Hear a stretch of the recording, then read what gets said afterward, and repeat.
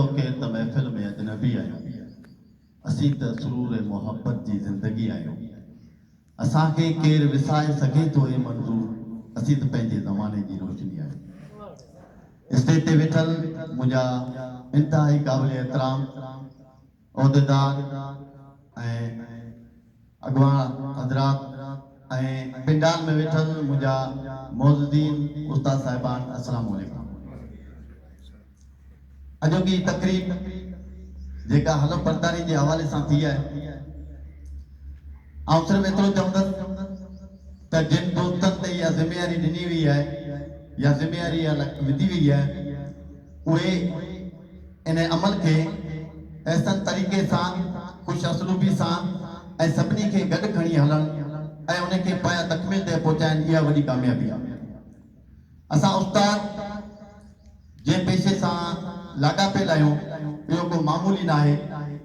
असां उस्ताद जी नज़र सां जेकॾहिं ॾिसूं त इहे शयूं सभु असांजो दुनियादारी जे हवाले सां, समाजी हवाले सां, तंज़ीमी हवाले सां ऐं मुआशी हवाले सां, मुआशरे जे अंदरि जेकॾहिं असां ज़िंदा रहूं था त इहे शयूं असांजे लाइ ज़रूरी आहिनि।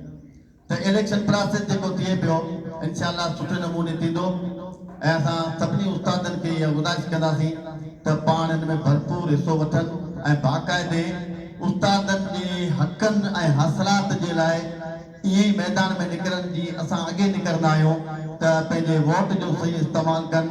जेको बि वोट जो हक़दार आहे, जेको वोट जो लाइक़ु आहे, उहो माण्हू जेको उस्ताद जी ख़िदमत करे, उहो माण्हू जेको उस्ताद जी पोइवारी करे, उहो माण्हू जेको उस्ताद ते शफ़क़त जो हथ रखे, बाक़ाइदे सीनू खोले बीहे उस्तादनि जे लाइ हर वक़्तु हाज़िर हुजे, त इंशाअल्लाह ताला असां वटि अहिड़ा खोड़ मर्द मुजाहिद वेठा आहिनि जेके उस्तादनि जे लाइ बीहनि था।